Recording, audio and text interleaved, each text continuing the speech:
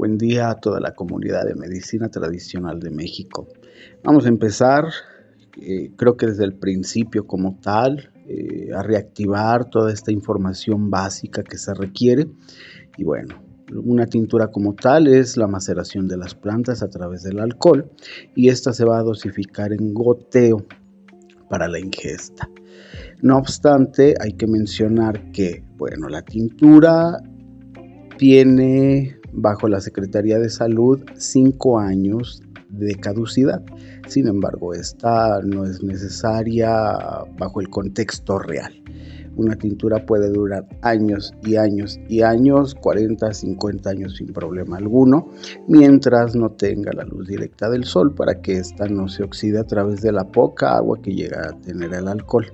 Ahora, con respecto a eso, la mayoría de tinturas, y estoy hablando de las tinturas del mercado que casi todos tienen, es alcohol del 96 diluido a 1/3 parte en agua, 2/3 partes en alcohol, y en cuestión del sólido o de la planta que se utilice o del mineral o del animal, porque también existen esos 3 formatos, está cubriendo un espacio, digamos que es como la mitad de porcentaje en espacio y hasta rellenar los envases. Sin embargo, bueno, nosotros no lo hacemos de esa manera. Están hechas al 1:1, quiere decir que trae la misma cantidad en planta, la misma cantidad en vehículo. Y en el caso de las micronizadas están al 2:1, quiere decir que tiene el doble de lo que le correspondería en volumen, nada más que obviamente la micronizada son micras, y si los hacemos bajo volumen estarían en ese porcentaje, al doble del propio vehículo. Entonces esa es la gran diferencia de medicina tradicional de México con las otras marcas, quieran o no, con precios muchísimo más accesibles y con una potencia mucho más alta. Cada tintura la pueden llegar a transformar en una microdosis, y esta microdosis pueden hacer hasta 10 o 12 envases en cuestión de tinturas madre, y en las micronizadas de 20 a 24 microdosis más. Que particularmente a mí no me gustan mucho las microdosis porque es como comerte un gajo de una mandarina, mientras que una tintura madre o una tintura micronizada es como comerte la mandarina completa, y en la micronizada es como comerte ya el concentrado como tal. Entonces vamos a partir de eso, por eso el goteo viene de esa manera. En cuestión de goteo, bueno, vamos a entender un poquito el contexto también de cómo es la ingesta y cómo puede hacerse tanto en adulto como en niños. En adulto, bueno, las dosis que vienen referidas con etiqueta quiere decir que son curativas, mientras que para las prevenciones vamos a reducirlas a la mitad o hasta 1/3 parte. Esto dependerá mucho del contexto del paciente. Pero esa sería como la guía. En el caso de una tintura como por ejemplo la de superalimento, que es una gota, son 5 gotas la dosis indicada para un adulto, quiere decir que para un niño va a ser una gota por aproximadamente de 10 a 13 kilos en peso. Ese es como el aproximado.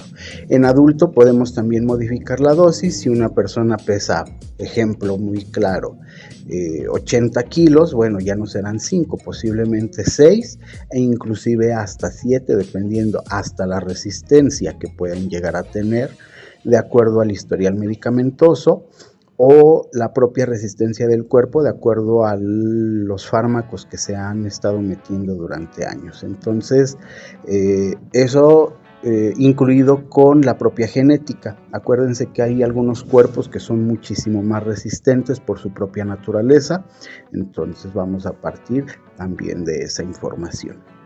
Otro ejemplo sería la de aparato respiratorio, que es más o menos una dosificación de 10 gotas en el caso de adultos, quiere decir que en un niño estaríamos entre 6, máximo 8 gotas por cada kilo que se pretende. Repito esta información de nuevo, una gota por aproximadamente entre 8 y 10 kilos en peso. Entonces un niño que pese 30 kilos, andaríamos entre las 4 gotas, 5 gotas aproximadamente. Conforme a esta propia información, modificamos igual para adultos. En casos muy extremos de enfermedad mucho más alta, podemos subir las dosis sin problema alguno.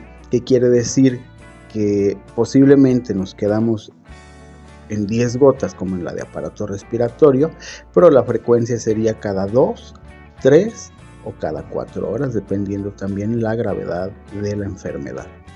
Recuerden que todas las tinturas van a servir para prevenir, curar o controlar enfermedades. Estas propias enfermedades, bueno, dependerá también en demasía de acuerdo a para lo que sirven.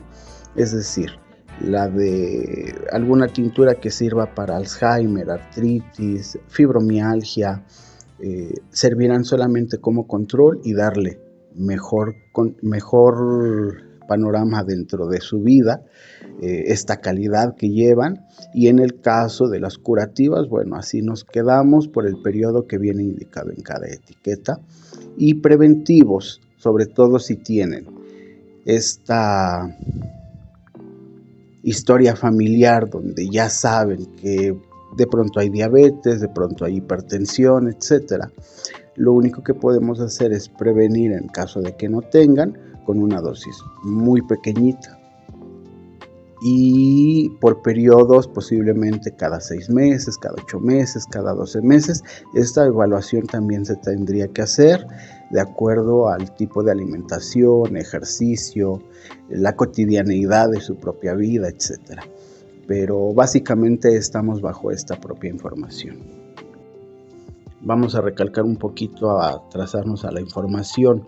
Una tintura debe de estar en un lugar, sobre todo sin humedad, sin el rayo directo del sol. Una de las grandes ventajas que tenemos igual como marca es que todos los frascos vienen en vidrio color ámbar, por lo cual, número 1, va a hacer que no crezcan microorganismos que puedan afectar la propia tintura. 2, que no se modifique a nivel químico por la oxidación o por que los rayos del sol estén haciendo algún efecto sobre esta misma. En caso de que llegase a tener más sol, bueno, se reduce el tiempo de vida de la propia tintura o su efectividad. En esos casos aumentamos las gotas a lo que se vaya considerando también. ¿Por qué hablo de esto de considerar? Hay que tener muy en cuenta que cada organismo es diferente, la evaluación es diferente, los hábitos son muy diferentes, entonces vamos a partir de eso, de esa propia información que del paciente.